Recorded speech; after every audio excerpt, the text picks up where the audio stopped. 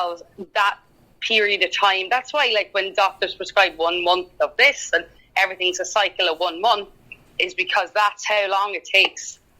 And the front lobe, the front part of your brain, along with the hippocampus, they're all.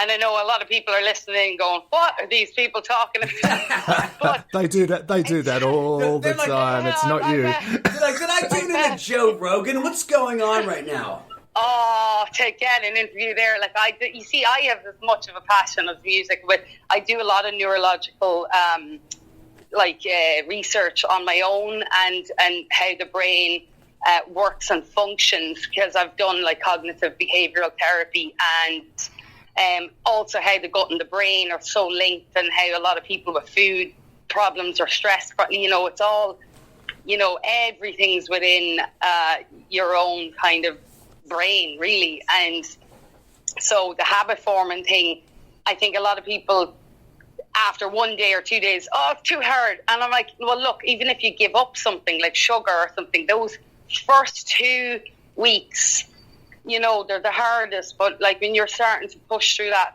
or even going for a run, gosh, I hate my first mile. Like I never liked it.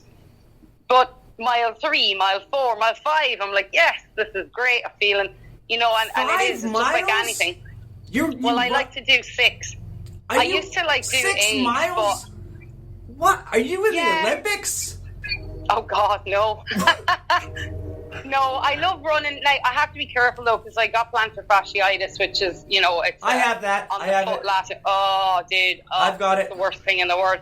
I have to get cortisone shots in my feet. Yeah. I used to get those. They're not pretty. Oh God. Yeah. And then physio on top of it. So last summer I killed myself. And my knees and stuff. So but I know I love to. Some days I'll go for 4. Some days I'll do 6. I used to do 8, but because I do boxing as my cardio, because I do love to mix it up a bit. And obviously I do a little bit of weight training too. But toss the fist around, yeah. Yeah, yeah.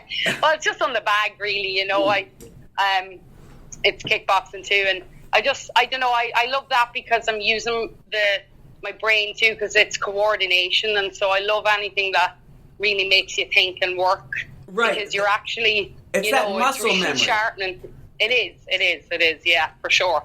And as a musician, that's really important because you're always using both sides of your brain, so it keeps you kind of sharp.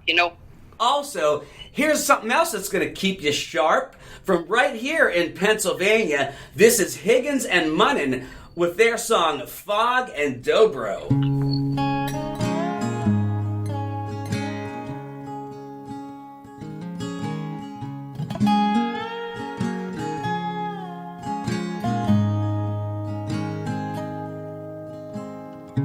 Your sun ghost I see, fog in winter's air I breathe, sound of footsteps walking next to me, and I'm alone. Hear you in the wind, each breeze you laugh that's echoing, smell of you embedded in my sheets like it was so.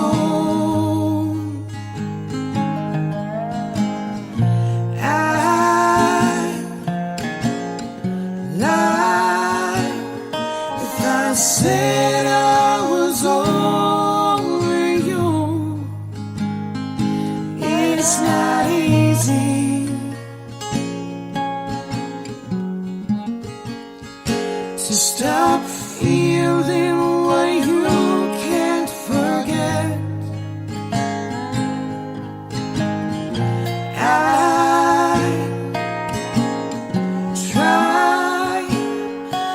I just can't get over you. It ain't easy.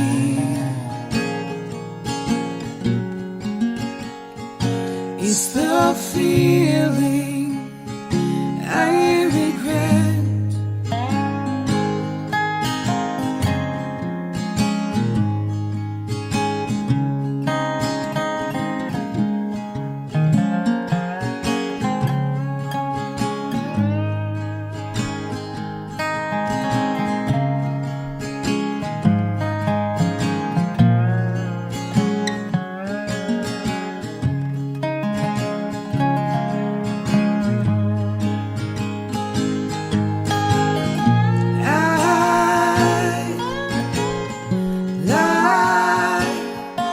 I said I was over you. It's not easy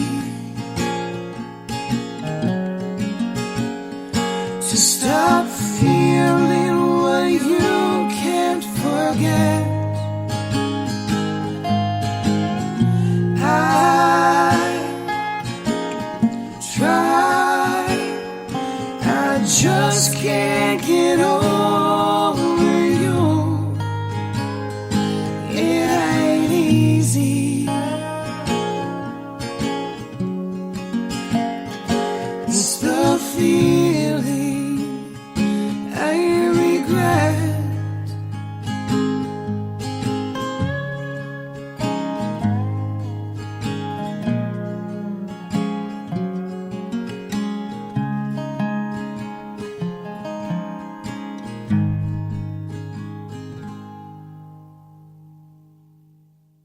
That was Huginn and Muninn with Fog and Dobro. And we were speaking earlier with Clare about Americana, and that was some really, really pretty stuff there. I think some of it actually made me think of, speaking of quote-unquote foreigners doing Americana, a bit of a City and Colour vibe there. Dallas Green from the mighty Alexis on Fire did some amazing Americana stuff, did a great album with Pink as well. But yeah, beautiful, pretty Americana stuff. And back here chatting with Adam and with Clare. And I guess I just wanted to talk about, you know, you're extremely diverse musically, Clare. It's kind of a bit of a buffet of all-you-can-eat genres. We've kind of touched on where you've ended up, but what's the thing you most strongly lean towards, and whether that's leaning towards it listening or leaning towards it making? What's the thing that really grabs your heart right now? I actually, me personally, I have always been a lover of just that kind of, actually probably folk Americana. Looking back, really looking at what I do listen to, like the likes of Jason Isbell and who else? I actually really love Chris Stapleton. I'm only giving you kind of current people right now, just so people like listening might actually, agree. And then you mentioned Pink. Actually, I've often loved Pink because she's that badass meets ballad kind of stuff too. Have you heard that album that she did with Dallas Green called You and Me? You know what? I think I heard a song or two off of it because somebody had mentioned it to me, but I actually haven't heard the whole album, which you've really put that now on my list of things to listen to. It is well worth your while. Mm-hmm. Yeah, definitely. But to be honest, as much as I am diverse in my styles myself, I'm as diverse into what I listen to.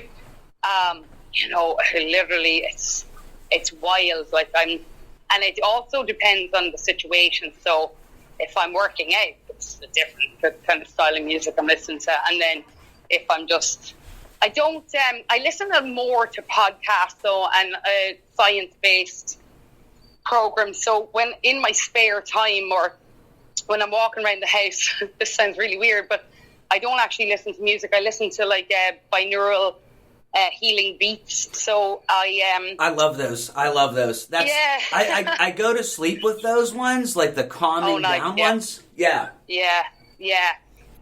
My kid's got a little panda bear. And you turn it to different settings, and essentially it's the same thing, right? I don't mean to ridicule it. I'm just saying essentially it's the same thing. It's those rhythms that put children to sleep. Yeah.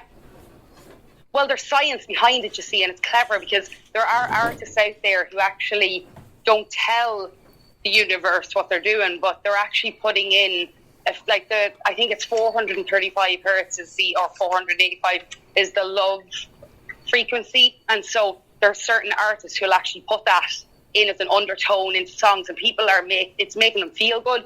Alongside, 125 BPM is scientifically proven to be the best number one selling. Like Lady Gaga does it, and other artists. If you listen to any of their songs, all the beats per minute, it's anywhere between 120 and 125, because that's the heartbeat, resting heartbeat, not the resting heartbeat, geez, that'd be crazy, resting heartbeat. I was going to say, that's speak to someone about that. That'd be, yeah, that's time to see the doctor. It's the BPM of most people when they're just being active and in a good flow. But yeah, so a lot of the times I'm listening to healing frequencies, like 520 or 28 hertz is the DNA repair. So upon listening and getting up, that's actually when I have my headphones in. That's kind of more what I'm listening to, and affirmations. But yeah, musically, I really do. It spans so large. There's a lot of great Irish artists as well that I love. Dermot Kennedy. He's a new up and coming. Well, he's not really new now, but if your listeners or you guys haven't heard of him, he's fantastic. He mixes Celtic with kind of, I guess, roots of pop and hip hop, and it's just his lyric content is amazing. Ryan Sheridan's another one. I like artists who sing not about the typical breakup song or love song. It's got something else behind it, and it can be breakup songs or love songs, but something with a bit of a twist. Did you ever get into Travis at all, Claire? Oh yeah, many years ago. Travis, I love them actually.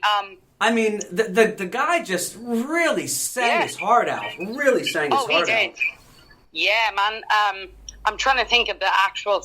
I know for people who are listening in what his actual hit was. Why Does It Always Rain on Me? Oh yeah. Oh my God, I knew that. That was in my head. Yeah. Yeah, no, fantastic songwriter, lyricist, everything, yeah. Gosh, I forgot about him now, so thank you, I might put that on the list. Yeah, isn't he from your area? Travis, yeah, they're Scottish, so, okay. Yeah, ooh, similar, but a lot of people make those mistakes. Whoopsie-doo. A lot of people, quote unquote, a lot of people. Sorry, I'm American. I thought it's all the same. It's all good. No, it is. It's very easy to mix up. I understand how people, especially even listening to accents, I get the Canadian thing all the time, or Scottish actually. But even when it's artists, they're like, oh, they're Irish. I'm like, well, they're Scottish, but Celtic blood. That's what I tell them. But it's like they're Scottish, but it's nice you tried. Yeah. Hey, look, Brad's Welsh. Hey, I lived in Wales for 5 years, man. It's awesome there. Whenever I think of Wales, all I think of is Monty Python, and their Welsh accent is always all they did was turn the inflection up at the end of each sentence, so it sounded like a question. Oh my God, that's actually really good. Yeah, question. I was actually talking to my best friend. She still lives there, and I love always talking to her on the phone because it's just that real lilt, and then they really do the up. It really does raise at the top, and it's a very unique accent. I'll give it that. Hey, look, we're on the Isles. I think it's a great time to start speaking about your track that we're going to play, Éireann i Chroí, Island in My Heart. Correct? Yeah, so Éireann and Chroí. I know nobody actually. Chroí, I was so close. You were. I said Claire. I said it 5 times in front of the mirror. I was trying so hard, and then on the 5th time, there was lightning, and there was this beautiful tattooed Irish